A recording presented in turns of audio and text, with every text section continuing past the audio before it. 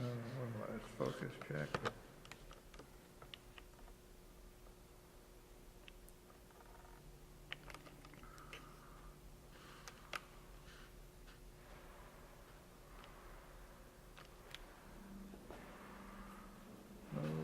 Okay. How bad is the, I mean, I can hear it. yeah. I mean, now there's other noise. Maybe we just talk loud and Yeah. over it. A little bit this way. A little bit this way. All right, yeah, you don't want me at the shot. Okay. All right, let's go ahead and start. If there's something really essential, I feel like we hear something and we'll make sure. Just do it again. Yeah. That's fine.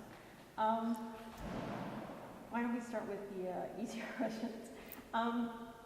Your name and how you identify yourself. Yeah.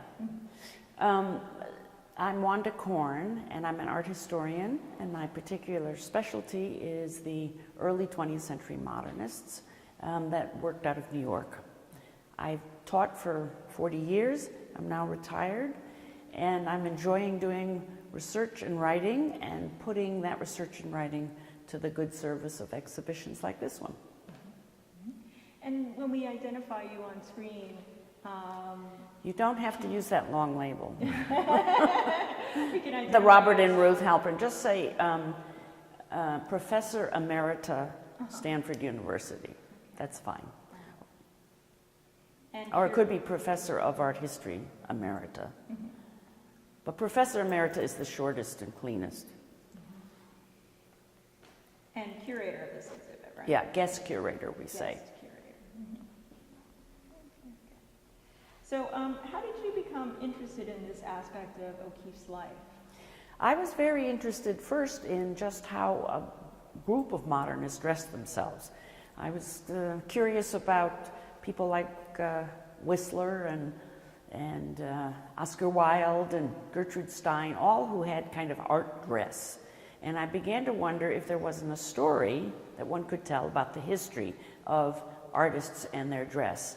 And O'Keeffe was one of those that interested me because she looked so interesting in all these photographs that we have of her.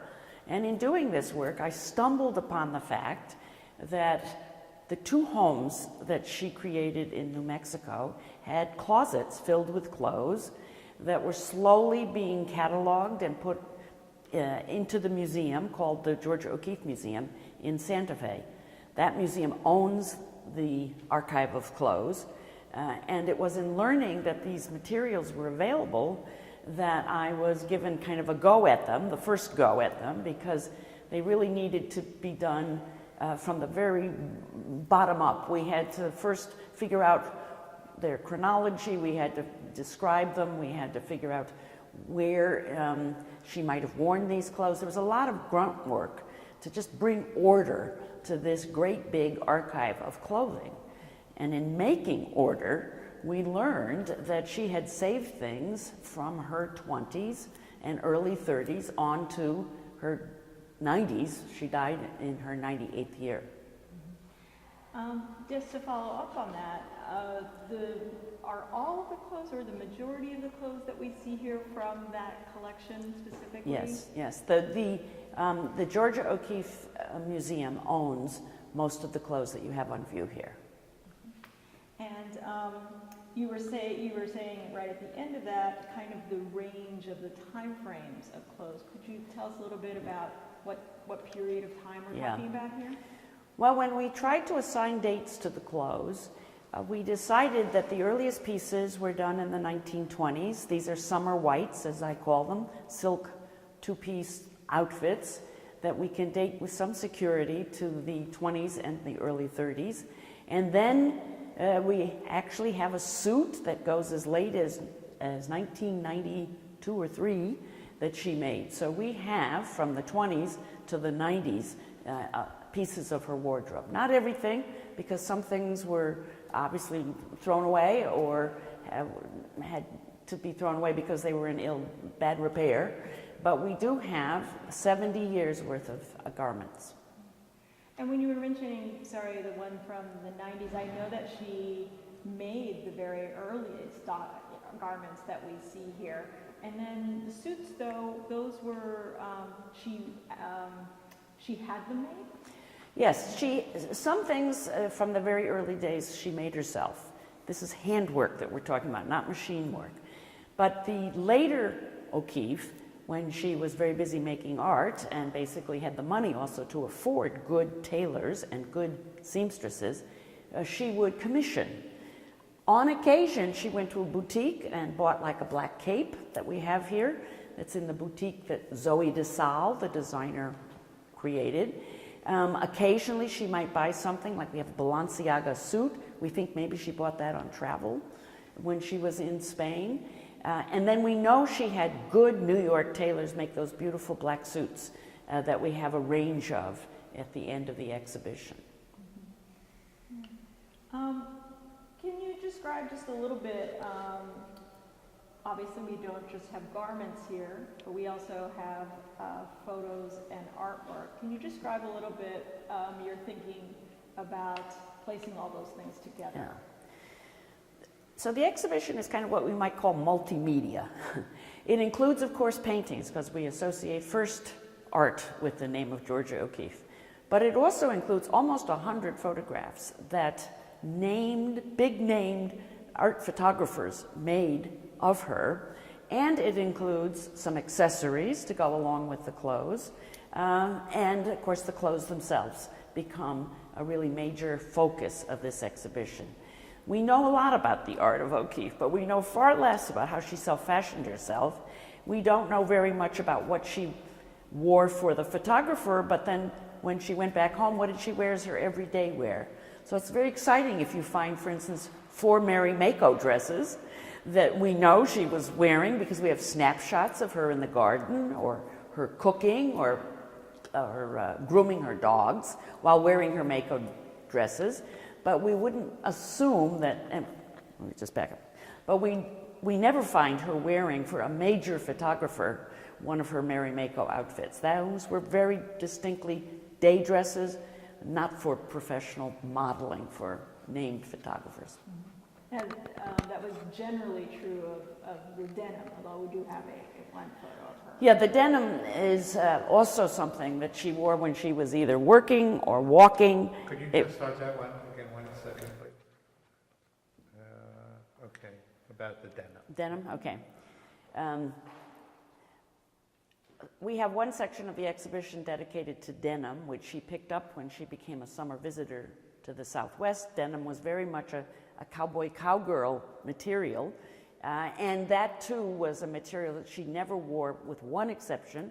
Arnold Newman did dress her in a denim jacket, but basically she did not wear denim in front of the camera. That was she had her own protocols as to what she would wear and what she would not wear. And denim, I think, was a work costume for her. It wasn't something that she would wear for Cecil Beaton when he came calling, or Philip Halsman.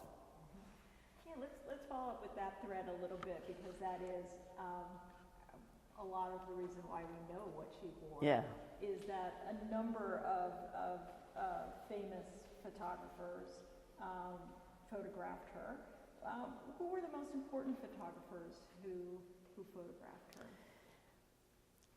The first photographer that O'Keeffe sat for was, of course, Alfred Stieglitz, a great early 20th century photographer who eventually married Georgia O'Keeffe. He and she fell in love passionately around 1917-18, and then eventually they married in 1924. He made her a project. He decided that here he had at hand a very striking woman who knew how to dress in very simple geometry, simple modern look, and he could make what he called a continuous portrait of her. So for 20 years, he photographed her, and we have something like 330 elements, pictures that we would put to that portrait. He had, I like to think of it as a monopoly over her for 20 years. As his work became better known, as he showed it and so on, it became clear she was a great model. And when he laid up, when he hung up his camera, which he did in 1937, not to die until 1946. But when he hung up his camera, then other photographers stepped into the breach, you could say, and came calling. One of those was Ansel Adams, who Stieglitz liked very much and approved that he should photograph O'Keeffe in New Mexico, where Stieglitz himself never went. But in the late 40s, when Stieglitz had died, then you have a parade of photographers that will make their way, many of them, to the Southwest to photograph her. And that includes Arnold Newman, that includes Philip Halsman, Cecil Beaton, Karsh, even Andy Warhol came at one point, although we don't think he made photographs on his visit to New Mexico. Those photographs happened in New York much later. And you had mentioned, and I want to make sure we get this point down, that she was very, or at least she became very self-conscious and aware of her look on camera, and how much of a role did she play in constructing that look? That's a question so many people ask me. How did she participate in the process of making these striking photographs? My answer is that she worked it out with Stieglitz. That is to say, he was experienced in posing people. So he surely directed her pretty heavily in the early part of their relationship, where her profile should be. Should her eyes be up to the heavens or down to the floor? Should she be against a car? Should she be against a wooden door? I'm sure that a lot of the decision-making in the early years of Stieglitz, it was at his directive. She, however, had to figure out what she was going to wear that day, and that remains a constant. She is always figuring out what she's going to wear for a particular photographer. But I also think that she learned from Stieglitz that, first of all, to be serious, to be an artist of importance, you don't smile and say cheese for the camera. So all her life she would say to photographers, don't show my teeth, don't show me smiling, because that is, of course, interpreting me as something other than a very serious, thoughtful, contemplative artist. So she learned the ways that she could pose that would assert, if you will, the identity she was after. And eventually that identity became, in her late years, a kind of Zen O'Keeffe.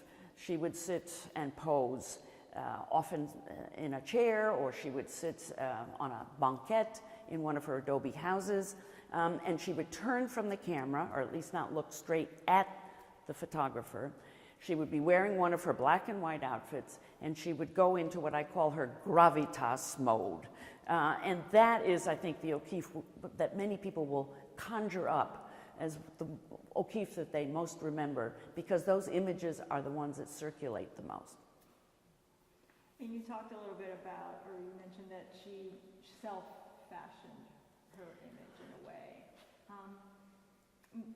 What did you mean? Yeah. Well, when she self-fashions, I think it's pretty clear to me after much study that she self-fashions as a person for black and white film. She very early on adopted a black and white palette for her costuming, and she never left it. She did let color creep in at various times to her closet, but not to what she would wear for photographers. So one way in which she learned, let me start that way.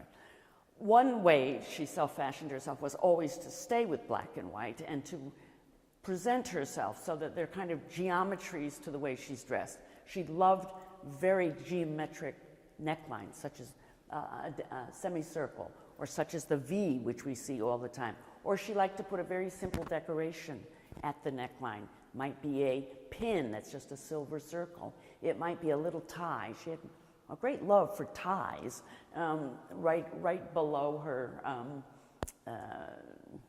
She had a great love for ties right there under her face that she exercised most of her life. So self-fashioning for her was knowing also what looked good in front of that camera. She had learned those lessons from Stieglitz. I'm going to get some water. Okay. Sure.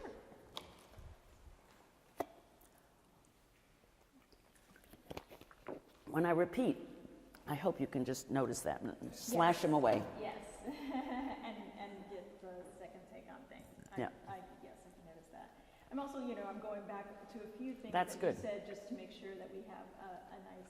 I think we've lost our ding dong, right? Yes, I think so. Good. One of the things that is clear from the show, but also I guess represented in the show, is kind of locations and sense of Yes, place. yes, okay. Can you tell us a little bit about, New York versus New Mexico and how that represents things? We've organized the exhibition around several places. First New York, then New Mexico, and then we even include a section on Asia, because she was a great student of things Asian. She loved Japanese prints, she loved the calligraphic traditions of Japan and China. She came to also have a particular strength and was very informed about the arts of India. Place meant a great deal to O'Keeffe, partially because her husband promoted the modern artists around him as American artists who had their roots sunk deep into a particular place. So he, if you will, had a rhetoric about place that she grew up with under him as she matured as an artist. So we've had very good exhibitions that have explored, for instance, Lake George, where they would summer together as a place, and the effect those trees, that lake, those mountains, that greenery, that lushness of tree landscape, how that plays out in her art. And surely there have been several exhibitions, and this one continues that idea. New Mexico for her was a beloved place. It replaced, in fact, Lake George. And she loved everything about the Southwest, starting with the weather and the climate. She found the air beautifully clear, as people do. She loved the sparseness and the aridity of the desert floor. She liked dryness. She even could get along with she could even get along with rattlesnakes that were very much a part of her landscape. She did not like city life. She really wanted to be out in the most remote location she could be and still garden or still have easy access to some of the comfort amenities that we're always looking for. But she really absorbed the North. She really absorbed the Southwest in an amazing way. She took on their denim traditions, she took on their adobe architectural traditions and added a little modernism to her houses that she was constantly working on, but they were very much in the traditional adobe fabric and also the adobe architecture around courtyards and patios, which is very typical of the area. And she took on the palette of the Southwest. She said about northern New Mexico, it's painter's country. All the work is done for you. And what she meant by that is that when she would get out her palette, she could use much of it in New Mexico that she wasn't always able to use in New York. She loved the blues of the gorgeous skies there. She loved the reds of the red hills. She loved the pinks and the creams and the whites that she found in that landscape. And she could find it 24/7, if you might say. Those colors were always in play in an environment. In New York, she had to wait for autumn to do anything with red because it just wasn't there in the flowers or in the greenery of the Northeast. She did sort of have a New York City look versus her New Mexico country look. Yes. Right? She did have a number of looks, we could say. When she left New Mexico to come to New York for business or to see exhibitions and so on, she had what she called her city clothes. And she would instruct her caretakers to find those black suits that she perhaps hadn't worn for several months while living in New Mexico. So she definitely had clothes for travel that were more formal, more fitted, and more, if you will, New York-based than what she would wear in the Southwest. For everyday living in the Southwest, she was more likely to wear loose garments, maybe her denim, but not. They would be called country clothes or desert clothes, and look appropriate for the environment. She would have looked rather silly wearing some of those black suits. On the other hand, she kind of liked that silliness and strangeness, and it's surprising how often she would show up in a black suit sitting there with her bones and her rocks, and one of the kind of threads of some of the great photographs of her is this very groomed, hair-perfect model sitting amongst these rather strange features of her collections of bones, but also sometimes with strange headgear or bandanas. She would play a role. She would cast out, or you could say, a kind of, aren't I an interesting persona in this strange background, and yet here I am dressed in a very formal and urban way. She would use that bandana and hats. Yes, lots of bandanas, always hats, but of a very specific sort. She always thought the head. She always thought the head was really a part of the body. So while she would wear a wide brim gaucho hat, usually she liked to cover her head and have whatever was covering her head kind of melt into whatever her dress was of the body. So it's a continuous silhouette that she was looking for. I would say just to, what do we learn about O'Keeffe and her art through with her wardrobe? Yeah. So one of the things we wanted to, let me start without the so. One of the things that we are trying to say in this exhibition is that the aesthetic that she promotes in her art, which we might describe as a kind of organic flowing line, or we might describe it as about geometries, we might describe it as blown up specific shapes, that we find that same aesthetic in the way she dressed. In other words, she didn't change her aesthetic from day wear to what I'm going to wear for the photographers. She really had a unitary aesthetic, and I'm hoping people will go back to the art, which we know very well, and see the degree to which she worked the... I hope people will go back and look at the art and see the kind of core aesthetic that's there, the shapes that she uses. A V shape, for instance, shows up often in the art, but it also shows up very often in the clothes that she's wearing. So I think there is a dialogue, a kind of conversation between what she does in the studio and then what she does to prepare herself for a photographer, or to pose in particular ways for photographers that come calling. Some people might think that focusing on the clothes and style takes away from the focus on her as an artist. How would you respond to that?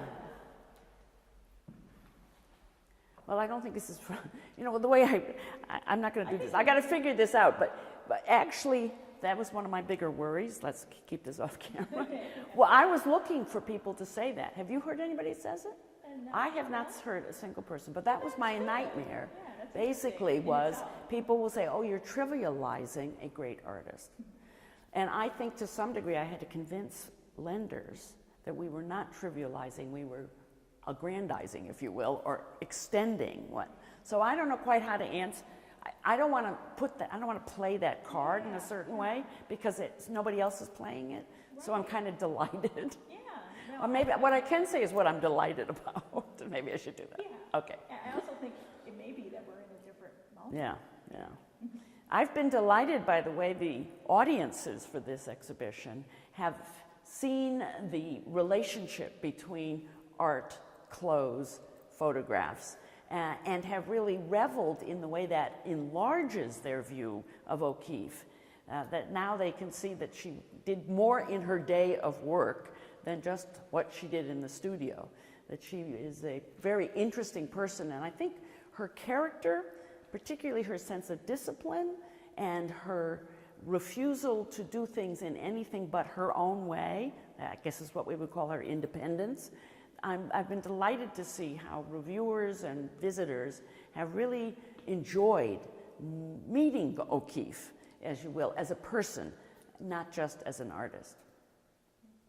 No, I think that's the positive spin on it. Yeah, no, I think that's good. And I will ask, though, because it is part of an exhibition that is at a series of exhibitions at the Brooklyn Museum called The Year of Yeah, Yes. yes. And about feminist thinking. What was her relationship to feminism? Yeah.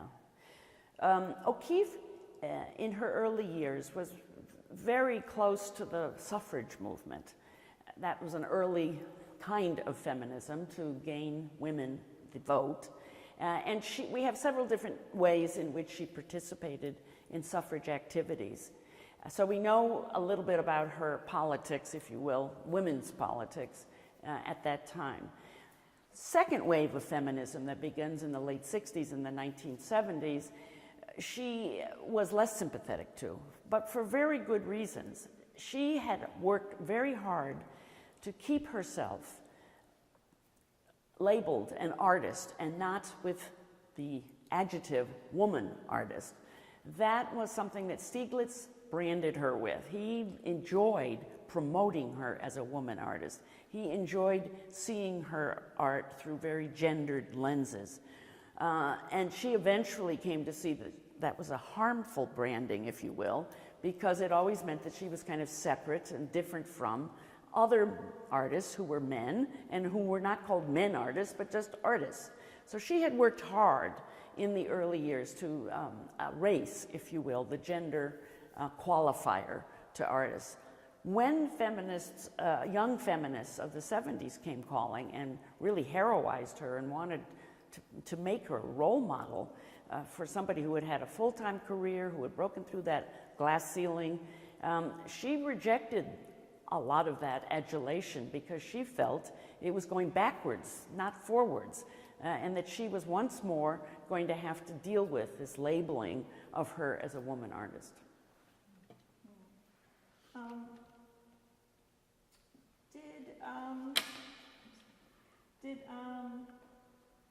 Did her, I think you've said it in a couple of ways, but maybe have it in a more succinct way. How would you describe her style, and how did it or did it not change over time?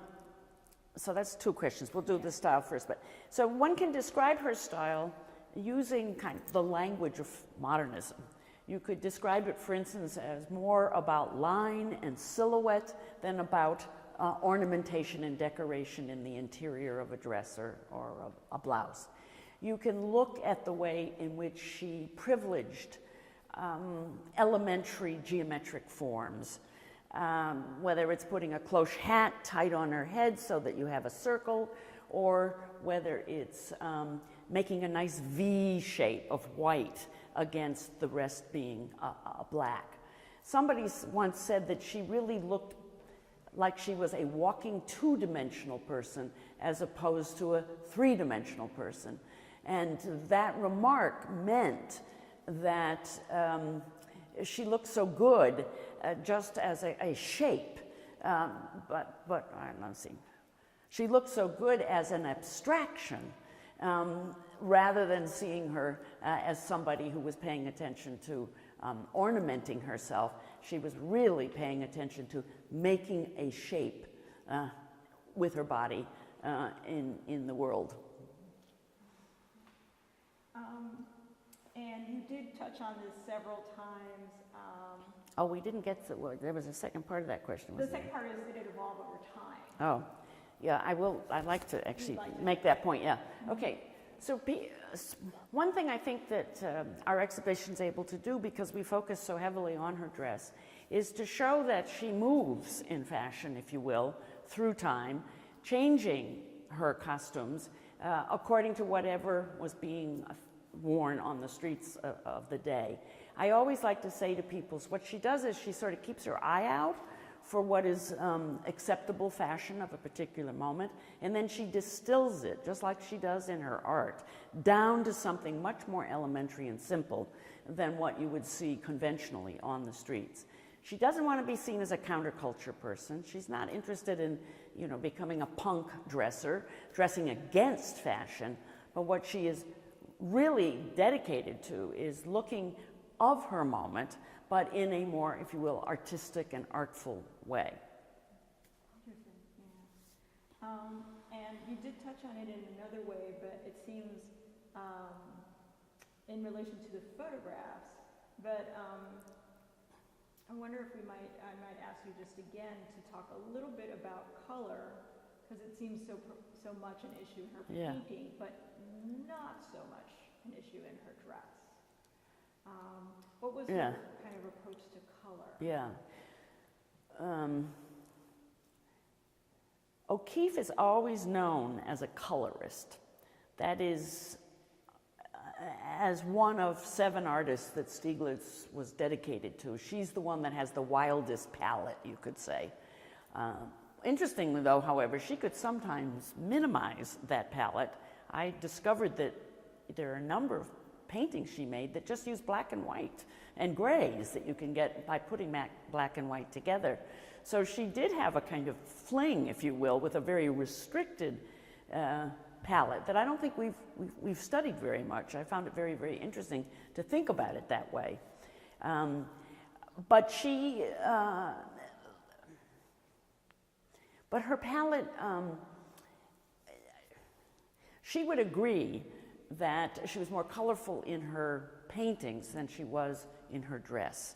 In fact, she used to say quite often, I like to wear my dress simple and in black and white, because then I don't have to think about it much when I get dressed in the morning, and I have all that time to use in the studio. So she spoke of black and white as a very practical, kind of a uniform that she could just wear with ease. When she let color into her dress, it is rare, and it really is about everyday dress, or it's about her loving Mary Mako as a designer, and Mary Mako simply didn't do black and white dresses. O'Keeffe bought from the very somber end of Mary Mako's offerings, not the great big colorful flowers that you might think of. So there is a divergence, if you will, as to the rather austerity that she would deal with in terms of the color palette that she would wear on her body versus the real flow and experimentation and creativity with color that we associate with in her paintings. Is there anything that you feel like I haven't touched on that's really key to understanding the exhibit and O'Keeffe? How about my book? Can I get a book? Can I get a plug? Certainly. I'll just mention it or something. Because honestly, the show has gotten covered, but the book is not. And that's always the case with a book that's associated with an exhibition. Maybe in the book, you're able to talk about certain materials that perhaps are not so much in the show. Yeah. Maybe we approach it that way. Yeah. Let's see.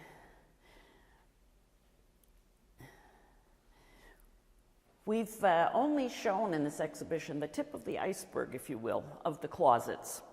But we have shown those moments that we think the garments, but we have shown garments that we think are the best of what we have looked at and studied, and that tell a rich story about her creativity when it came to dressing herself. Some of the things that I wanted very much my audience to know about, we've put in the book instead. We have a lot more color in the book because she wore those things very much, because she wore those things to death, so to speak, and they weren't in great shape. to be able to bring them into the exhibition. So the book is able to explore another stratum, if you will, of her clothes. It's also able to explore the extent to which her aesthetic of clothes extended to her aesthetic of home decoration, those adobe houses, and the beautiful ways in which she furnished them. In the end of her life, she was furnishing them almost exclusively with modern furniture by Breuer, by Saarinen, and by other designers that she had fallen in love with that did. Charles Eames is another example, and we could find several of them. So the book is much more expansive about the topics raised by the exhibition. It's richly illustrated. I had a very sympathetic press that let me have over 300 pictures, so we really had a lot of fun putting that book together and making it as rich a visual experience as it is also, I hope, a historic read for those who want to dip into it. I think that issue of the design and her influence too, in the sense that her whole, I mean, she's like the Adobe set. I mean, basically Yeah. that's sort of very briefly treated in the exhibition, kind of how iconic and influential her style and her location, the way she lived in New Mexico. Yeah. Well, we tell lots of stories in this exhibition, but they are in the object labels. So given that we have a very large exhibition, we can't expect our audience to read all those object labels, but maybe in the privacy and in the comfort of their home, the book can answer some of those questions. Any other questions? You know, for me, the clothes seem timeless, and you could go into a store on Fifth Avenue Yeah. and see these same clothes, or see this hanging in the Gap. Yeah. Is that something that you see? Yeah, that's a nice way to think of it. You're not the first person to has mentioned that to me. In fact, usually it's followed with, how come the museum didn't commission any clothes? But we won't go there, because it was discussed. It was discussed. A whole market. Yeah. I think one of the revelations of this exhibition is how timeless everything in the show is. Her art, of course, has got a certain universality to it. It's beloved today as it was back in the 30s and the 40s. The clothes look very good and modern, and you could imagine finding things designed very much according to these beautiful modernist elements that she promoted. And that's, I think, another credit we can make to this artist, that she really did things that would, if you will, surpass the moment and to become a more universal or to become a more timeless element. Good. Should we do room tone? Yeah. Now that we have nice silence, it's just a period of silence we record for the camera.